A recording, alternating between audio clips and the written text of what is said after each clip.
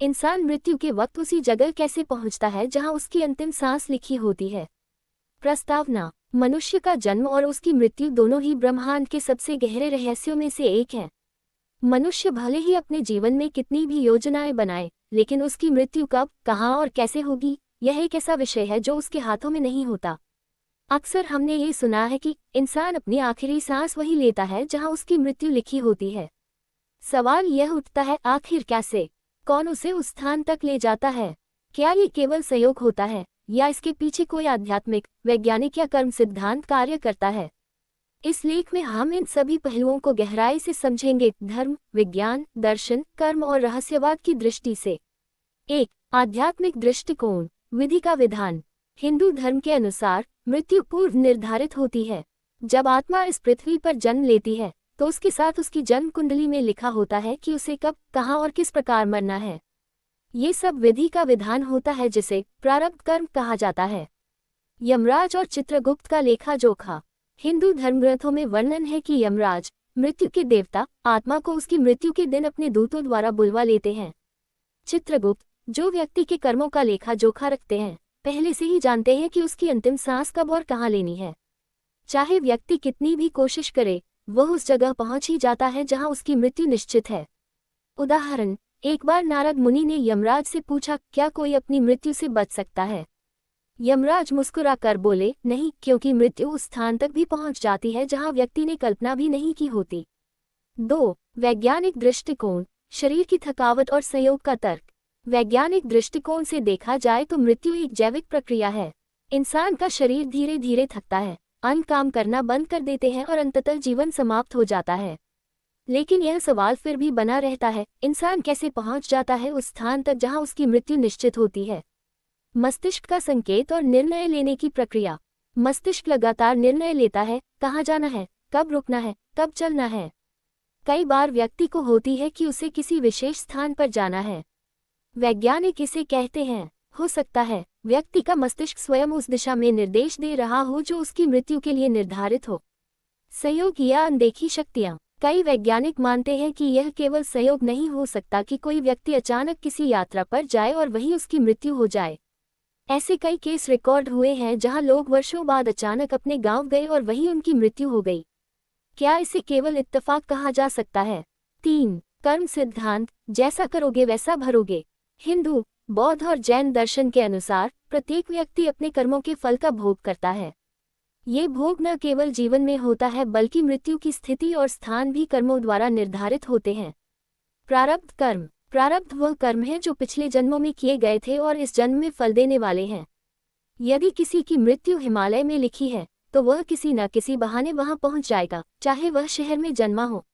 आत्मा का आकर्षण। कुछ योगियों और संतों का मानना है कि आत्मा को अपनी मृत्यु के स्थान से एक प्रकार का आकर्षण होता है।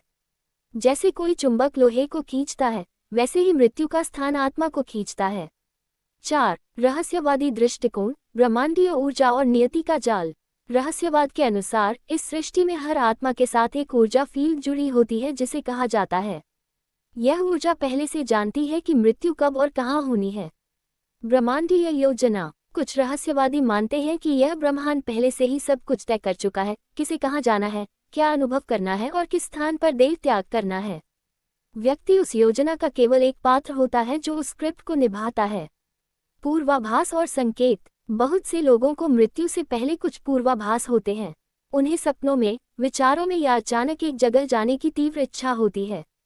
दरअसल ये संकेत होते हैं उस नियति के जो पहले से तय है। 5. ऐतिहासिक एवं अनुभवजन्य प्रमाण। इतिहास में कई घटनाएं इस सिद्धांत को सिद्ध करती हैं कि व्यक्ति मृत्यु से पहले उसी स्थान की ओर खींचता है जहां उसकी अंतिम सांस तय होती है। महात्मा गांधी। महात्मा गांधी जी 30 जनवरी 1948 को बिरला भवन में अपनी प्रार्थना सभा की ओर जा रहे थे। उन्हें आमंत्रण किसी और स्थान पर भी था, लेकिन उन्होंने बिरला भवन को चुना। वहीं उनकी मृत्यु हुई। भगवद गीता के श्लोकों का समर्थन। भगवद गीता में भगवान श्री कृष्ण ने अर्जुन से कहा, जन कर्म च मे दिव्यम एवं यो वेति तत्वतः त्यक्त्वा देह पुनर्जन न एति माम एति सो अर्जुन। अर्थात जो मेरे दिव्य कर्म और जन्म को समझ लेता है वह देह त्याग के बाद मोक्ष को प्राप्त करता है। यहाँ संकेत मिलता है कि मृत्यु के समय आत्मा उस स्थान की ओर जाती है जो उसके अंतिम मोक्ष या कर्मभोग के लिए तय होता है। 6. क्या मृत्यु को टाला जा सकता है? ये प्रश्न अक्सर मन में आता है, क्या हम मृत्यु के स्थान को बदल सकते हैं? कुछ उदाहरण। कुछ संत महात्माओं ने अपनी मृत्यु की तिथि और स्थान स्वयं तय किए हैं। उदाहरण के लिए रामकृष्ण परमहंस ने अपने शिष्यों से कहा था कि वह कैलाश नहीं जाएंगे, क्योंकि वहीं उनकी आत्मा का विलय होना लिखा था। भगवान बुद्ध ने मृत्यु से पहले स्वयं कहा था कि अब समय आ गया है मेरी देह त्यागने का। आम इंसान के लिए संभव नहीं। साधारण व्यक्ति अपनी मृत्यु के स्थान को नहीं बदल सकता क्योंकि वह अपने कर्मों और ब्रह्मांडीय योजना से बंधा होता है। 7. आधुनिक दृष्टिकोण, मनोविज्ञान और आत्मा की तैयारी। Dying intuition. अनेक शोधों में यह पाया गया है कि मृत्यु से कुछ समय पहले मनुष्य के भीतर एक विशेष शांत भाव आता है, जैसे वह जानता हो कि अब वह जा रहा है। मन और आत्मा का सामंजस्य। मृत्यु के समय आत्मा और मन एक सामंजस्य बनाते हैं जो व्यक्ति को उस दिशा में प्रेरित करता है जहां उसकी अंतिम सांस है। उदाहरण के तौर पर कोई बीमार व्यक्ति जो महीनों से अस्पताल में भर्ती हो, अचानक घर जाने की जिद करता है और घर पहुंचते ही उसकी मृत्यु हो जाती है। 8. निष्कर्ष। मृत्यु का स्थान संयोग नहीं, संकल्प है। इस पूरे विश्लेषण के बाद हम इस निष्कर्ष पर पहुंचते हैं कि व्यक्ति की मृत्यु का समय और स्थान पूर्व निर्धारित होता है। ये निर्धारण उसके कर्म, ब्रह्मांडीय योजना, ऊर्जा स्तर और आत्मा की गति के अनुसार होता है। व्यक्ति चाहे अनचाहे उस दिशा में बढ़ता है और अंततः उसी जगह पहुंचता है जहां उसकी आखिरी सांस लिखी होती है। ये सत्य केवल धार्मिक या आध्यात्मिक नहीं है, बल्कि वैज्ञानिक, मनोवैज्ञानिक और रहस्यवादी स्तर पर भी स्वीकार्य होता जा रहा है। अंतिम विचार। मृत्यु को लेकर भय नहीं, समझ होनी चाहिए। अगर हम जान जाएं कि जीवन और मृत्यु दोनों ब्रह्मांड की अद्भुत व्यवस्थाएं हैं, तो मृत्यु भी एक साधारण घटना लगेगी। ये शरीर का अंत हो सकता है, पर आत्मा की यात्रा का आरंभ होता है। मृत्यु से डरना नहीं चाहिए, उसे समझना चाहिए, क्योंकि जहां हम अपनी आखिरी सांस लेते हैं, वहां कोई ईश्वरीय योजना हमें पहले से ही पहुंचा चुकी होती है।